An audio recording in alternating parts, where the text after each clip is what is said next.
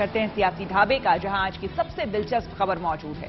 कर्नाटक के चुनावी घमासान में बीजेपी जहां एक और जीत की रणनीति बनाने में जुटी है, वहीं पार्टी से नाराज चल रहे नेताओं को मनाने की भी चुनौती है। इस दौरान कई बड़े नेता पार्टी छोड़ गए और जाहिर है कि इसके बाद बीजेपी की चिंता बढ़ी हुई है। अब डैमेज कंट्रोल के लिए पार्टी हर संभव कोशिश कर रही है। प्रधानमंत्री मोदी ने अचानक पूर्व मंत्री ईश्वरप्पा को फोन कर दिया, जिसकी चर्चा आज दिन भर सियासी गलियारों में रही।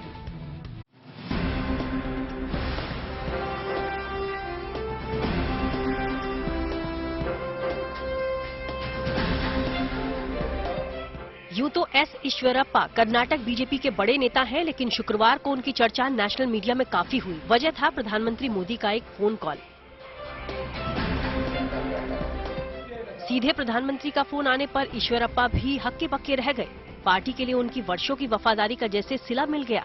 आपको समझाएंगे कि कर्नाटक चुनाव से पहले ईश्वरप्पा को प्रधानमंत्री ने फोन क्यों किया, लेकिन पहले दोनों के बीच हुई बातचीत को जरा सुन लीजिए।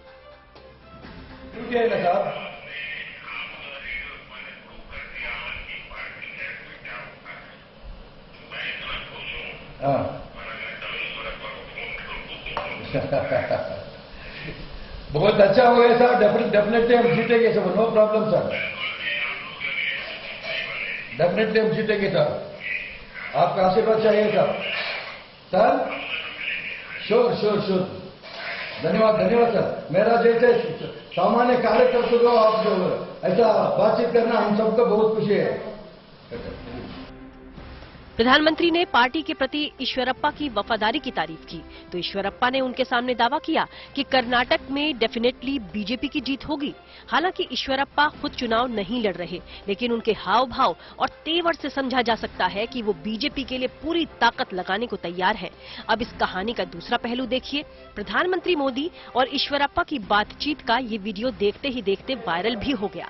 जाहिर है ये वीडियो कर्नाटक में भी बीजेपी के हर छोटे बड़े नेता और कार्यकर्ता तक पहुंच गया होगा और इसका सियासी मैसेज नीचे से ऊपर तक सभी को मिल चुका होगा।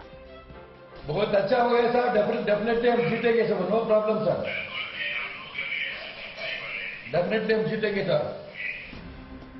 अब इस फोन कॉल के पीछे की कहानी समझिए। शिवमोगा सीट से 5 बार के विधायक रहे ईश्वरप्पा ने बीजेपी की लिस्ट जारी होने से पहले ही चुनावी राजनीति से संन्यास ले लिया था। बताया गया कि उनकी इच्छा चुनाव लड़ने की थी, लेकिन उन्हें टिकट देने से साफ इनकार कर दिया गया। इतना ही नहीं, शिवमोगा सीट से उनके बेटे को उम्मीदवार बनाने का अनुरोध भी नहीं माना गया।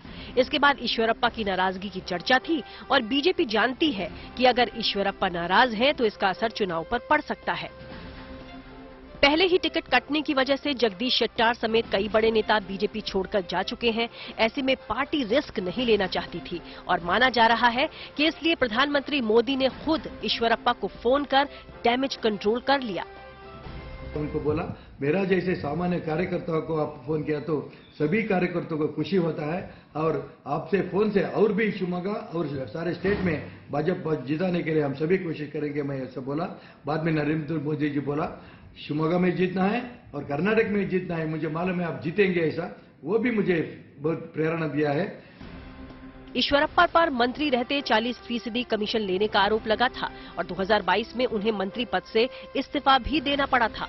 हालांकि जांच के बाद उनको क्लीन चिट मिल गई, लेकिन बीजेपी ने युवा नेताओं को आगे बढ़ाने के नाम पर उनको चुनावी मैदान में नहीं उतारा। अब जब पीएम ने उनको फोन किया तो कांग्रेस ने हमला करने का मौका नहीं गंवाया। प्रधानमंत्री जी ने आज कर्नाटक आने का और कर्नाटक के लोगों से मत मांगने का नैतिक अधिकार खो दिया है। क्या ये सच नहीं कि श्री ईश्वरप्पा को बतौर मंत्री के इसलिए बर्खास्त किया गया क्योंकि भाजपा के नेता संतोष पाटिल ने उन पर और उनके सहयोगियों पर 40% कमीशन की रिश्वत का आरोप लगाकर सुइसाइड नोट लिखकर आत्महत्या की थी। बहरहाल कर्नाटक का चुनावी दंगल अब ऐसे मोड़ पर है जहां एक एक दांव से जीत हार का फैसला होना है। शिवमोगा और आसपास ईश्वरप्पा की गहरी पैठ देखते हुए प्रधानमंत्री उनको साथ बनाए रखना चाहते हैं। बगावत की आशंका के बीच कर्नाटक के नेताओं को जोड़े रखने के साथ ही चुनाव प्रचार में भी प्रधानमंत्री की अहम भूमिका होने वाली है। स्टार प्रचारक के तौर पर प्रधानमंत्री मोदी कम से कम 20 रैलियों को संबोधित कर सकते हैं और पार्टी की कोशिश है कि राज्य के सभी जोन में उनकी रैलियां हों। आखिर जीत का बड़ा दारोमदार भी तो प्रधानमंत्री पर ही है। Bureau report, good news today.